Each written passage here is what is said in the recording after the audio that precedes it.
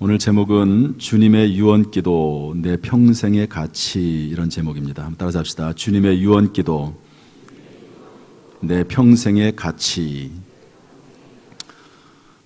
오늘 요한복음 17장의 말씀은 예수님께서 이제 마지막으로 이 땅에 계시면서 기도한 내용입니다.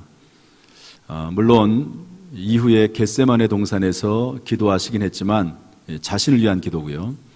또 십자가 위에서 기도하긴 했지만 그 역시 하나님과의 어떤 대화와도 같은 그런 기도라고 볼 수가 있습니다. 실질적으로 이 요한복음 17장의 이 예수님의 기도, 이 상당히 긴 내용인데요. 이 내용이 전부 다 기도입니다. 근데 그 기도가 어떤 기도냐면 제자들을 향한 중보 기도입니다.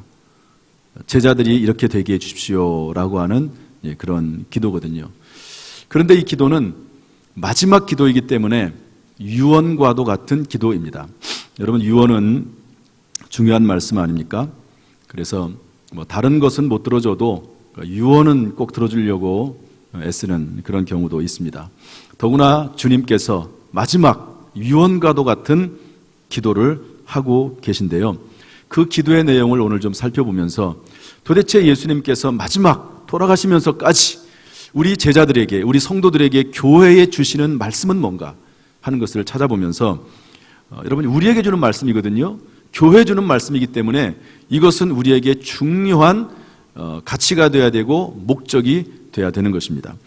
제목이 주님의 유언기도 내 평생의 가치라고 제가 제목을 정했습니다. 여러분, 가치라고 하는 말은 상당히 중요합니다. 가치.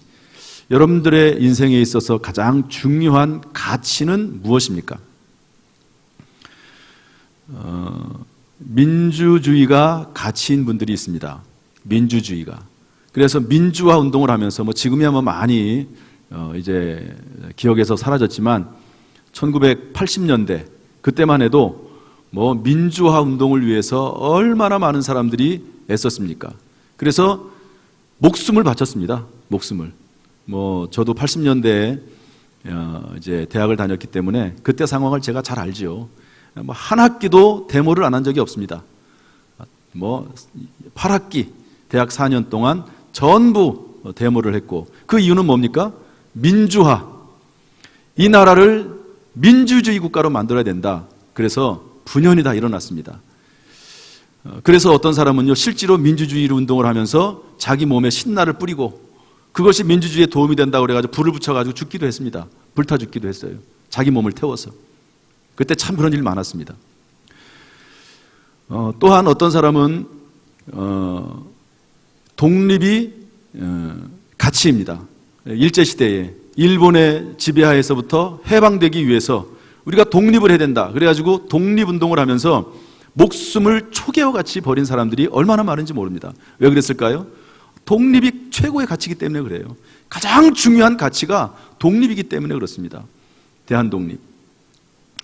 여러분의 가치는 무엇입니까? 가장 중요한 가치는 무엇입니까? 내 생명과도 같은 그런 가치.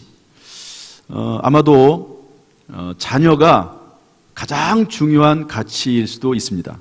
남편보다도 아내보다도 이 자식들, 정말 끔찍하죠. 얼마나 중요합니까? 자식을 위해서라면 내가 안 먹어도 되고, 자식을 위해서라면 내 목숨까지라도 바칠 것 같은 그런 존재가 자녀이지 않습니까? 그게 뭐냐면 가치라고 하는 겁니다. 자녀가 그만큼 가치 있다는 거예요. 또 뭐가 가치가 있어요? 요즘 우리나라에서 또 세계적으로 가장 중요한 가치가 뭡니까? 뭐니 해도 머니죠. 머니가, 돈이 가장 중요한 가치예요. 그래서 돈 때문에 사람 죽이는 것을 우습게 생각합니다. 그 돈 몇 푼 때문에요, 길에 지나가던 사람 그냥 죽여버려요. 쥐가버리는 돈 얼마 빼가지고 그냥 가는 것. 돈 몇 푼이 사람의 생명보다 더 가치가 있는 겁니다. 가치의 문제입니다. 우리 모든 사람들은 다 가치에 의해서 움직이게 돼 있어요. 인식을 못해서 그렇지 가치에 따라서 움직입니다. 어떤 사람은 건강이 가치예요. 그래서 건강을 위해서라면 못하는 것이 없습니다. 어떤 사람은 여행이 가치입니다. 유럽 사람들은 돈을 열심히 법니다. 유럽 사람들은 월급이 아니라 주로 주급이잖아요. 그럼 그 돈 받아가지고 모아가지고 여행 갑니다. 뭐 돈 모아놓을 생각도 하지 않아요. 물론 이제 그런 나라들은 사회보장제도가 좀 잘 돼 있긴 해요. 돈 벌어서 그걸 가지고 여행 다니는 게 인생의 재미고 행복이고 가치입니다. 그런 것처럼 이 가치라고 하는 것은 사람의 운명을 좌우하고 사람의 말과 행동을 움직이게 만드는 것이 가치예요.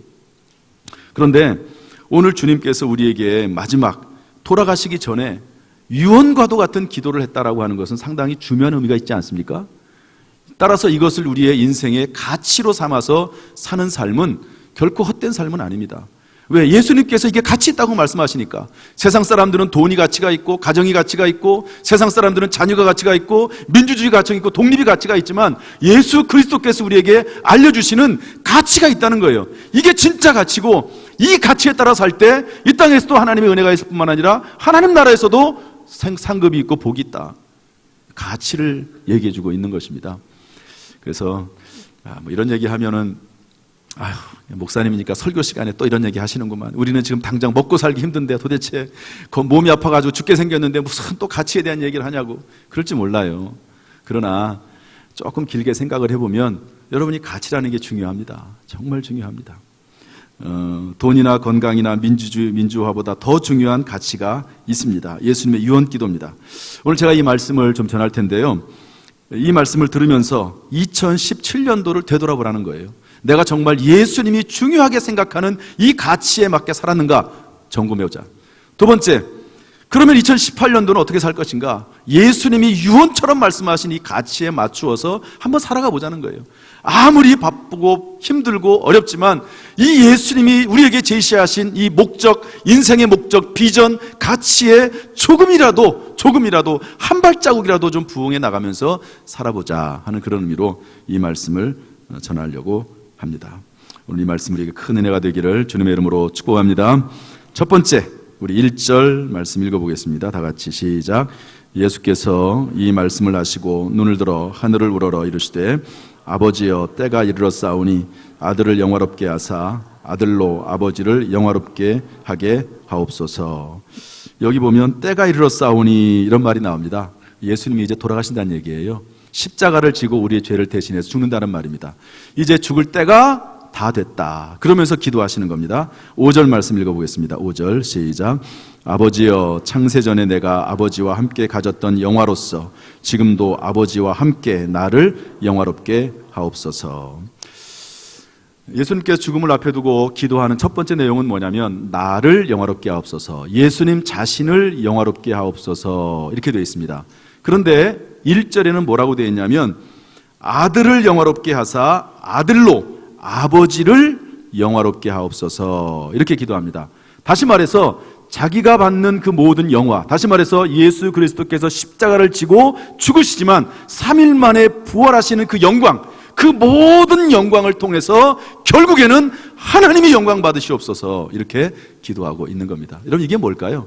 하나님 앞에 영광을 돌리고 경배하고 찬송하는 것, 이게 뭘까요? 예배입니다. 예수님은 첫 번째 우리를 향해서, 예수님의 제자들을 향해서 기도하기를 가장 중요한 가치가 있다. 내가 유언으로 너에게 말하는데 예배의 공동체로서 예배드리는 삶을 살아라. 이렇게 말씀해주고 있는 것입니다. 여러분 가장 중요한 가치는 예배입니다. 이 예배는 이 땅에서도 하나님께 우리가 할 수 있는 일이고, 그리고 영원한 천국에 들어가서도 하나님을 경배하고 찬양하고 하나님께 거하게 되는 것입니다. 2017년도 혹시 예배드리는 삶이 좀 부족했다면 하나님 앞에 죄송한 마음을 올려드리고 2018년도에는 내가 조금 더 한 발자국만 더 예배하는 삶을 살겠습니다. 그런 다짐이 있기를 주님의 이름으로 축복합니다.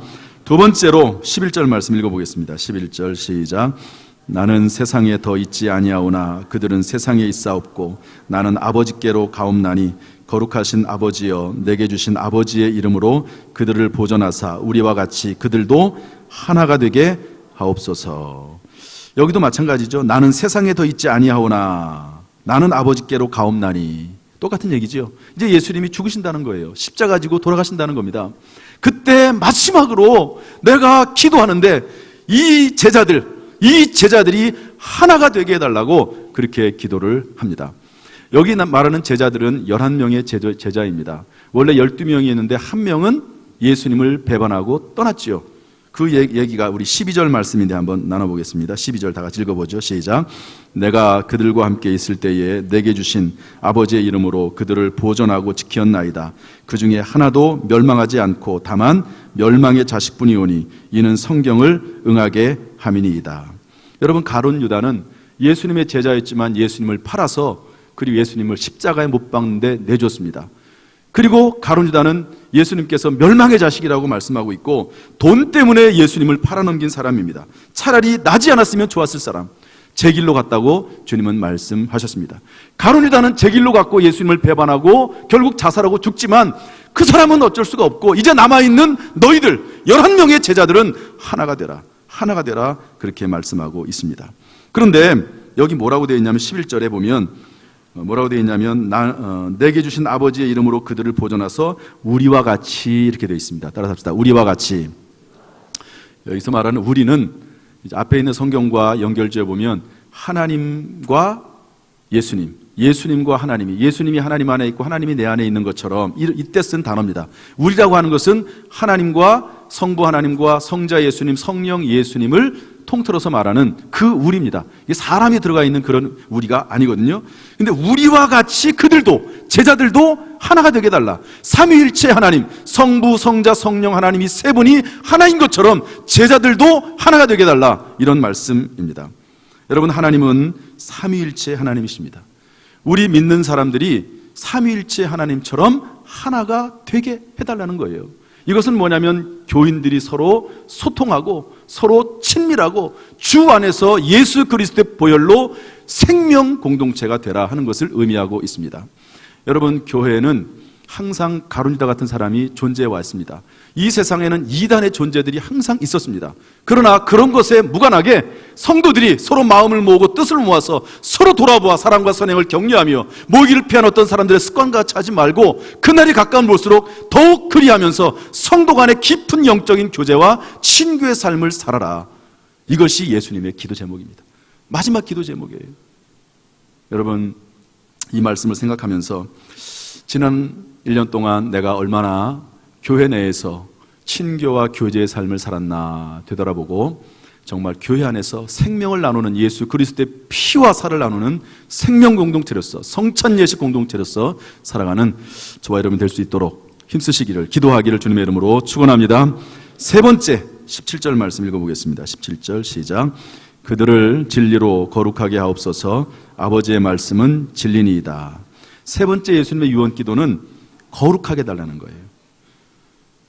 그런데 이 도대체 거룩이라고 하는 것이 어떻게 이루어지는 것이고 거룩이 뭘까? 17절 말씀 뭐라고 되어 있냐면 그들을 진리로 거룩하게 하옵소서. 아버지의 말씀은 진리니이다.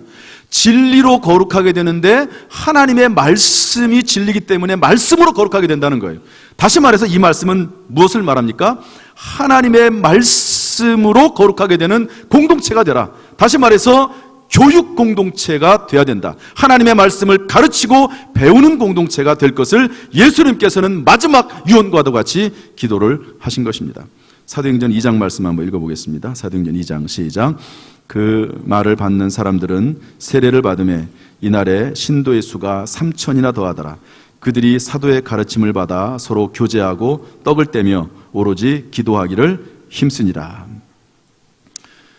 여러분, 예수님께서 부활 승천하시고 이제 제자들이 남아서 열심히 기도했습니다. 그때 성령을 받았죠.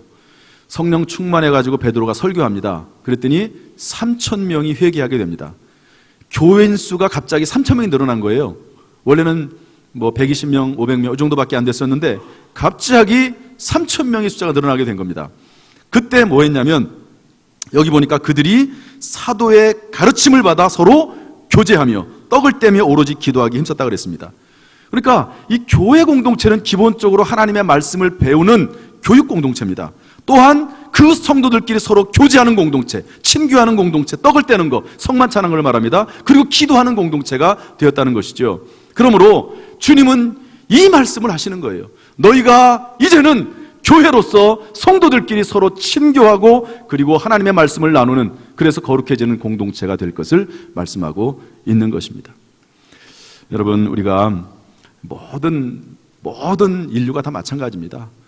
교육을 통해서 모든 것이 전수가 되는 거지요. 우리의 신앙도 성경 교육을 통해서 전수가 됩니다. 이것은 아주 중요한 가치입니다. 교회의 아주 중요한 핵심 가치 중에 하나입니다. 그래서 이 배우는 일에 힘써야 될 것이고, 아무튼 평생 배운다고 생각하시면 돼요. 저도 뭐 평생 배웁니다. 정말 평생 성경 읽으면 읽을수록 또 다른 내용들이 나오고 성경을 배우는 거죠. 영원히 하나님 말씀을 배우게 된다고 볼 수가 있습니다. 2018년 우리 교회가, 우리 성도님들이 교육 공동체로서 말씀의 사람이 될 수 있기를 주님의 이름으로 축복합니다. 네 번째로 우리 21절 말씀 보겠습니다. 21절 다 같이 읽어보죠. 시작. 아버지여, 아버지께서 내 안에 내가 아버지 안에 있는 것 같이 그들도 다 하나가 되어 우리 안에 있게 하사 세상으로 아버지께서 나를 보내신 것을 믿게 하옵소서. 서로 이렇게 말씀 안에서 거룩해지고 친교 공동체가 되고 교육 공동체가 됐죠. 그리고 나서는 뭐 해야 되느냐? 그 일로 말미암아 세상으로 하나님을 믿게 되는 역사가 나타나도록 예수님께서는 기도를 하십니다. 이것은 무엇을 말하냐면 봉사와 전도를 말합니다. 여러분, 교회가 하나가 될 때, 말씀으로 거룩해질 때, 교회가 친교할 때, 그럴 때 결국 선교의 사명이 이루어지게 되는 줄로 믿습니다. 주님의 기도가 선교를 향한 기도입니다. 봉사를 향한 기도입니다. 제1차 세계 복음화 국제대회라고 하는 것이 스위스 로잔에서 1974년에 열렸습니다. 복음주의자들의 모든 모임, 연합체가 다 모였습니다. 여러분, 기독교도 진보가 있고 보수가 있듯이 우리 한국교회를 대표하는, 그리고 기독교계를 움직이는 큰 흐름이 있는데, 그게 뭐냐면 복음주의라는 겁니다. 우리 뭐 장로교, 감리교, 성결교, 뭐 침례교, 이런 모든 교단들이, 우리 한국은 대부분 다 복음주의 교단입니다. 복음주의 교단. 그런데 이 복음주의 교단의 대척점에 서 있는 그런 그 신학이 있는데요. 그게 이제 자유주의 신학입니다. 그 신학은 심지어는 사신신학이라는 게, 사신신학. 신은 죽었다. 그게 사신신학입니다. 이게 말이 안 되는 내용 같은데 그런 신학이 있어요. 하나님이 죽었다는 겁니다. 그러면서 신학을 해요. 해방신학, 여성신학, 전부 어떤 사회주의나 어떤 그런 이론에 근거해서 이제 신학을 펼쳐나가는, 이 성경이 중심이 아니고 다른 어떤 이론, 어떤 사회적인 원리가 신학에 도입이 돼서 만들어 나가는 그런 신학도 있습니다. 그런데 그런 거 말고 복음주의자들이 모여가지고 서로 협의체를 만들어서 세계적으로 회의를 한 적이 있습니다. 1974년 스위스 로잔에서 한번 했고요. 1989년 필리핀 마닐라에서 했습니다. 1910년 남아고 케이프타운에서 회의를 했습니다. 그런데 그 회의를 통해서 어떤 일들을 했냐면, 특별히 로잔 언약에서는 현대 복음주의가 노예제 해방 등 사회 참여를 활발히 했던 근대 복음주의자들과는 달리 사회 참여를 소홀히 했다는 거예요. 현대 복음주의자가. 그래서 그 비판을 현대 복음주의자들이 받아들입니다. 그러고 나서 뭘 하고 이 로잔 언약에 기록을 하냐면, 인류의 3분의 2가 넘는 27억 명 이상의 인구가 아직도 복음화되어야 한다. 우리는 수백 수천 명의 사람들이 빈곤 속에 있다는 사실에 충격을 느끼고 있으며 빈곤을 만들어내는 불의에 분노한다. 우리 가운데 풍요한 환경에 있는 사람들은 생활 양식을 소박하게 변화시켜야 할 의무를 기꺼이 받아들여야 하며, 그러한 변화를 통해 빈곤 퇴치와 복음 전도에 더 많이 공헌해야 한다. 이렇게 썼습니다. 중요한 말이 빈곤 퇴치와 복음 전도입니다. 무슨 말이냐면, 옛날에는 복음 전도만 강조를 했어요. 교회가, 복음주의자가. 그런데 이제는 복음 전도만 강조해서는 안 되고, 이제는 빈곤 퇴치와 사회 운동에도 함께 해야 된다. 이렇게 복음주의자들이 그 정책을, 전략을 바꾼 겁니다. 성경에 근거해서 제대로 돌아온 것이지요. 여러분, CCC라고 한국 대학생 선교회가 있습니다. 제가 대학 다닐 때 CCC 활동을 했는데요. 그때만 해도 오직 사형리 복음 전도만 했습니다. 사형리라고 하는 조그만 책자를 들고 다니면서 사람들 개인적으로 만나면서 복음 전도를 했어요. 그런데 CCC가 전략을 바꿨습니다. 이제는 복음 전도만 하는 것이 아니라 지역사회로 가서 제일 먼저 뭘 하냐면 아이들을 가르칩니다. 그리고 그 지역사회의 잘못된 어떤 좀 부분들을 이렇게 고쳐줍니다. 예를 들어서 어떤 길이라든지 또 어떤 집이 무너졌다든지 그런 것들을 세워줘요. 그런 일들을 대학생들이 합니다. 그러면서 그 아이들에게 그 지역에 복음을 전하는, 그렇게 사회봉사와 복음 전도를 병행해서 하게 된다고 하는 것이죠. 따라서 일반 복음 전도는 직접 전도라고 합니다. 사회봉사는 간접 전도라고 합니다. 이 두 가지를 함께 해야 된다 하는 것을 알려주고 있습니다. 우리 교회는 전도는 하지요. 그런데 사회봉사는 거의 제로에 가깝습니다. 우리 교회가 사회봉사에 들어가는 비용들을 많이 지출을 해야 됩니다. 그래서 그런 항목들을 만들어 가지고요, 사회봉사에 계속해서 우리가 써야 됩니다. 왜냐하면 그것도 전도의 한 부분이기 때문에 그렇습니다. 우리가 다행히도 이번에 예능전을 하면서 거기서 나오는 관람 헌금을 가지고 우리가 가난한 사람들을 도울 수 있도록 그렇게 했습니다. 참 얼마나 감사한 일인지 몰라요. 여러분, 성경에는 이 구제에 대해서 두 가지 얘기가 나옵니다. 마태복음 6장 3절에 보면 너는 구제할 때에 오른손이 하는 것을 왼손이 모르게 하여, 이렇게 되어 있습니다. 오른손이 전혀 모르게 하라는 거예요. 마태복음 5장 16절에는 그런데 뭐라고 되어 있냐면 이같이 너희 빛이 사람 앞에 비치게 하여 그들로 너희 착한 행실을 보고 하늘에 계신 아버지께 영광을 돌리게 하라, 이렇게 되어 있습니다. 어느 곳에서는 아무도 모르게 하라, 어느 곳에서는 그것을 막 드러내라, 이렇게 말합니다. 그럼 여러분, 우리가 하는 착한 행실들, 거룩한 일들을, 좋은 선행 일들을 어떻게 해야 됩니까? 여기에 대해서 교회는 이렇게 정립을 해나가고 있습니다. 교회 내에서의 구제는 철저히 숨겨야 됩니다. 아무도 모르게 교회 내 사람들을 도와야 됩니다.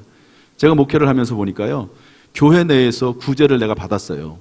도움을 받았습니다. 그런데 그게 알려지면은요, 창피해서 교회 안 다닙니다. 그런 사람들 가끔 봅니다. 그래서 교회 내에서의 구제는 익명으로 해야 됩니다. 감추어서 해야 됩니다. 그러나 교회 밖에서의 구제와 사회사업 봉사는요, 착한 행실을 보고 하나님께 영광을 돌도록 모든 사람을 비치게 하고 등불을 켜서 밝히듯이 그것을 비치도록 할 것을 교회는 정리를 하고 있는 것입니다. 우리나라에 선교사들이 처음 와서 복음을 전했습니다.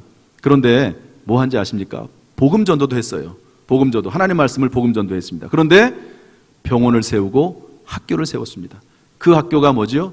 연희 전문학원 또는 세브란스 병원, 이런 것들입니다. 여러분, 연희 전문학원하고 세브란스가 합해져 가지고 연세대학교가 됐잖아요. 이 선교사들이 한 겁니다. 우리 한국에 와가지고 얼마나 많은 돈을 투자했는지 몰라요. 병원을 짓고 학교를 짓고 아이들을 가르치느라고. 그런 것들을 하면서 동시에 복음을 전하게 된 것입니다. 이런 일들을 하라는 거예요. 예수님께서 마지막 유언 기도를 하면서 그 이야기를 드러내십니다. 너희가 전도해라, 선교해라, 너희가 봉사해라, 믿지 않는 사람들에게 손을 내밀어라, 이렇게 말씀하고 있는 것입니다. 이런 일들이 우리 교회 가운데, 저와 여러분 가운데 있기를 주님의 이름으로 축복합니다. 자, 이런 내용들을 좀 정리를 좀 하겠습니다. 화면에 띄워주시죠. 제가 지난번에 이 그림을 보여주면서 숙제를 내줬는데 숙제해온 분이 한 분도 안 계세요. 아마 다 알아서 그런지 모르겠는데, 우리 교회 로고입니다. 빨간색으로 되어 있는데요, 색깔을 지워보시죠. 예, 그 색깔을 지우면 이제 이게 빨간색 뒤에 있는 색깔을 볼 수가 있습니다. 첫 번째 색을 넣어주시죠. 예, 보라색입니다. 여러분, 예수님을 향해서 오늘 말씀에 비추어 볼 때 예수님을 향해서 우리가 뭘 해야 되죠? 예배 드려야 됩니다. 이 십자가를 바라보면서 내 인생의 목적은 뭐가, 내 평생의 가치는 무엇인가, 하나님 앞에 예배 드리는 것이 되어야 된다. 여러분, 이 로고가요, 저는 얼마나 좋은지 몰라요. 예배, 예수님을 향해서. 두 번째 그림 색을 넣어주시죠. 두 번째는, 이거는 믿는 사람입니다. 예수님과 함께 십자가에 못 박혀 달리면서 마지막 순간에 주님께서 주님의 나라 임하실 때 나를 기억해 달라고 그렇게 얘기했더니 예수님께서 오늘 네가 나와 함께 낙원에 있을 것이다 라고 해서 구원을 받았습니다. 여러분, 구원을 받은 다음에 그 다음에 뭐를 해야 될까요? 그 다음에는 오늘 여기 있는 말씀처럼 서로 교제하고 그리고 하나님의 말씀을 배우는 겁니다. 아까 읽진 않았지만 성경 말씀에 뭐라고 되어 있냐면, 그 말을 받은 사람들은 세례를 받음에 이날에 신도의 수가 3,000이나 더하더라. 그들이 사도의 가르침을 받아 서로 교제하고 떡을 떼며 오로지 기도하기를 힘쓰니라. 구원받은 사람들은 사도의 가르침을 받아 배우는 거예요. 배우고 서로 친교합니다. 생명 공동체를 교회 내에서 일단 우선적으로 만들어 나가는 거지요. 가룟유다 같은 사람이 있다 할지라도 그런 걸 신경 쓸 필요 없습니다. 우리가 서로 주 안에서 하나가 되어서 생명 공동체를 만들어 나가는 그런 복된 교회가 될 수 있기를 주님의 이름으로 축복합니다. 저를 따라서 하시죠. 그래서 이렇게 따라서 하시길 바랍니다. 우리는 예배드립니다. 우리는 배우며 친교합니다. 그 다음에 불신자들을 향해서 색깔을 넣어주시죠.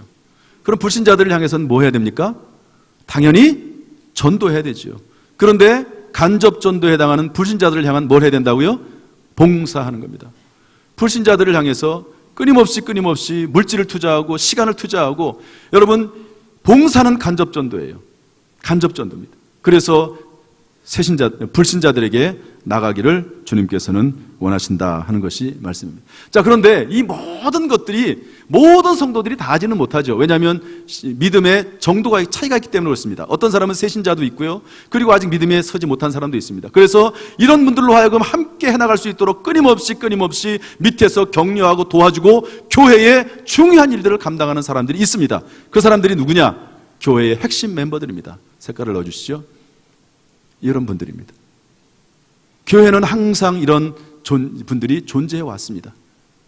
그런데 이 모든 일은 사람의 힘으로 되는 것이 아니라 누구에 의해서 되는 거죠? 하나님과 성령에 의해서 되는 것입니다. 성령의 능력, 성령의 도우심으로 가능하기 때문에 그렇습니다. 색깔을 넣어주시죠. 그래서 마지막 밑에 제 밑에 빨간색은 성령입니다. 제가 정말 하나님이 하시더라고요. 아무리 사람이 하려고 해도 안 되더라고요. 여러분, 이 내용을 모르는 분들이 누가 있겠습니까? 교회마다 이 내용이 모르는 교회가 누가 있겠습니까? 모르는 목회자가 누가 있겠습니까? 그런데 성령이 효과적으로 일할 때 이런 일들이 이루어지게 되는 것이죠.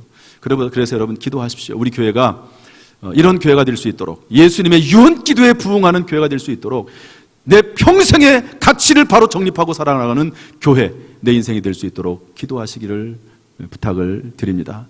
여러분, 이것이 우리의 기도 제목이고요. 이것이 이루어지도록 하나님께서 역사하셔야 돼요. 하나님께서 역사하셔야 됩니다. 간절히 기도하는 가운데 주의 뜻이 이루어지기를 주님의 이름으로 축원합니다. 저를 따라서 하시죠. 우리는 예배드립니다. 우리는 배우며 친교합니다. 우리는 봉사하며 전도합니다. 이것이 내 평생의 가치입니다. 2017년을 하나님께서 지켜주셨습니다. 얼마나 감사한지 몰라요. 2018년도 우리 교회와 우리 모든 성도들을 지켜주시고 복되게 하시고 우리를 통해서 큰 영광 받으시기를 주님의 이름으로 축원합니다. 기도하겠습니다.